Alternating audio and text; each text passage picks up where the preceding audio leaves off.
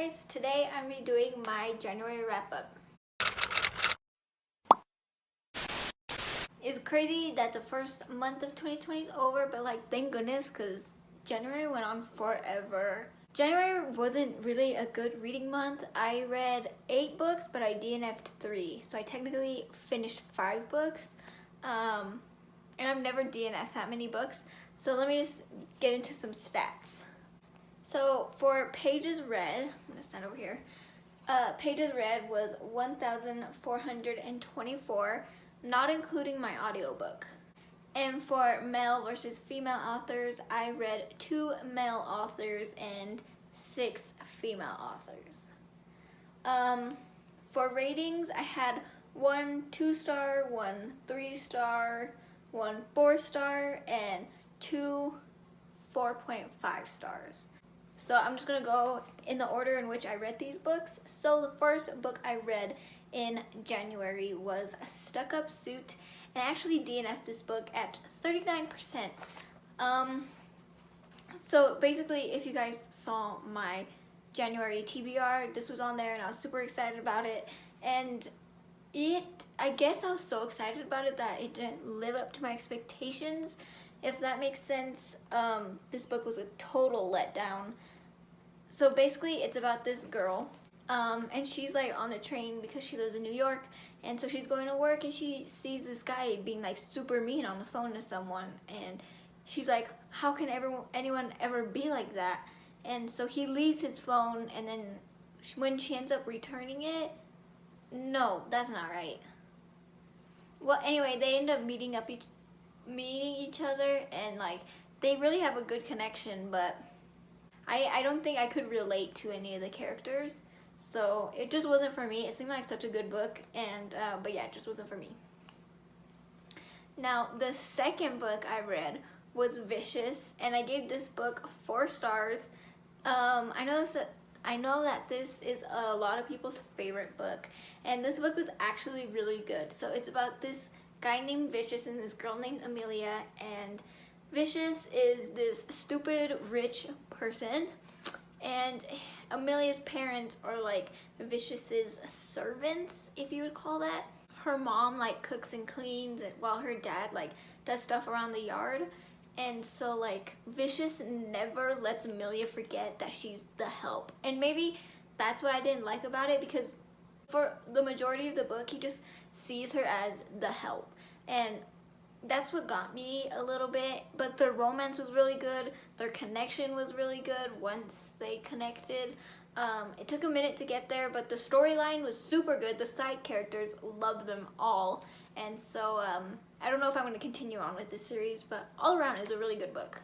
Now the next book I read is Mickey Falls. It's the third book in the series, and I gave this one 3 stars. I wasn't connecting with the characters as much as I used to, and maybe it's my fault because I would pick it up and then like put it down and pick it up and put it down. So maybe if I read this in like one go, or like read this a lot faster, I might have cared. But since I didn't, and it took me a really long time to read because I just wasn't interested anymore, I gave this book 3 stars. I think there's one more book in the series, but I don't know if I'm gonna continue on with it, because why would I? The next book I read was actually such a good book, and I gave it 4.5 stars, and that is No Exit by Taylor Adams. This book was crazy.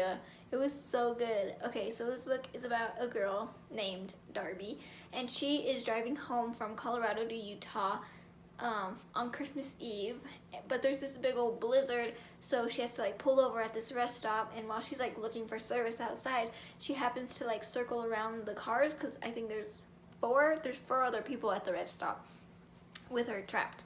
And so when she circles around one of the cars, she sees a cage in the back of this van, and a little girl's in it. So she has to figure out who in there is a kidnapper and how to get this girl out. And ooh, it took so many plot twists, and you did not know where the story was going. It was like unpredictable, and it was so good. Now, the only reason I didn't give it 5 stars is because the ending was a little bit confusing, but once I let everything sink in, then I understood it. Maybe that's just me, I don't know, but that was the only thing that did not make it 5 stars. Other than that, this book was so good, and it was so scary because when I was reading this book, it was actually snowing for a couple days, and I'm like, oh shoot. The next book I read on audiobook, and I DNF'd it, and it's not my fault, and that's The Diviners by Libba Bray.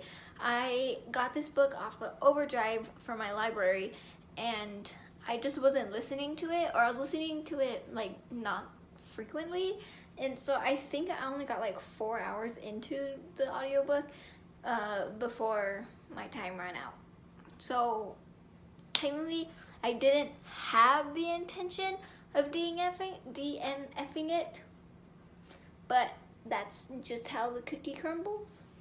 The story has an interesting idea, and I've tried reading this one physically already in, in October, but I couldn't connect to the characters that way, so I figured audiobook I could connect, and I did connect a little bit better, but I don't know if I'm going to put on hold again because I don't know. The next book I tried reading is my last DNF, and that is The Raven Boys by Maggie Stiefvater. I know everyone loves this book, and I wanted to give it a go, but I think I read this book at the wrong time. I only made it like 40 pages in, and because I'm mostly a romance reader, and so this book isn't really focused on romance, and so I think I just wanted a romance book, but I picked up this book, but I think it was the right book, wrong time type of deal.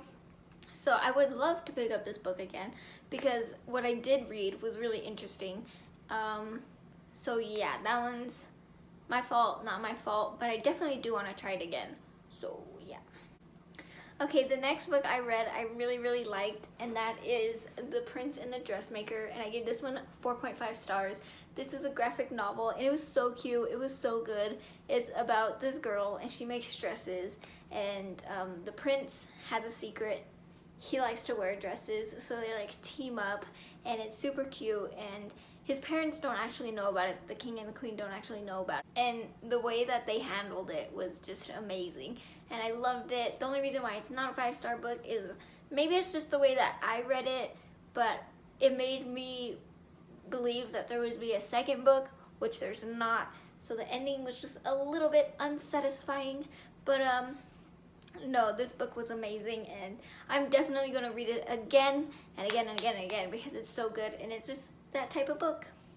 Okay, now this is the last book I read was a major disappointment, and that is, I don't even know what it's called, Lust, Hate, Love, and I gave this one 2 stars. This is a rock star romance between the bassist in the biggest rock band in the world and their manager.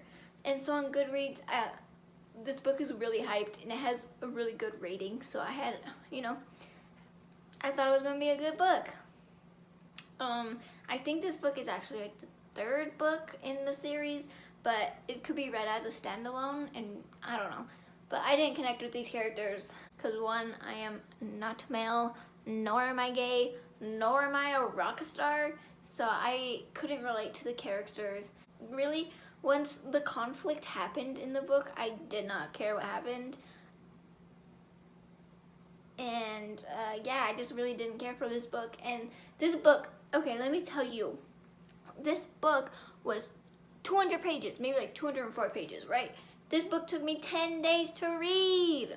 Granted, I was reading other stuff too, but this book was awful. That's embarrassing, 10 days. And I think after I read this book, I kind of went into a slump. During and after this book, I kind of went into a slump because I didn't have any hope for any other books I read.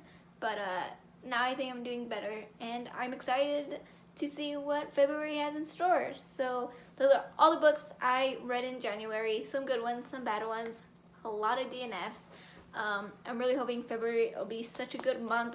I'm so excited for this month. And yeah, let me know what you guys read, and I'll see you next time. Bye.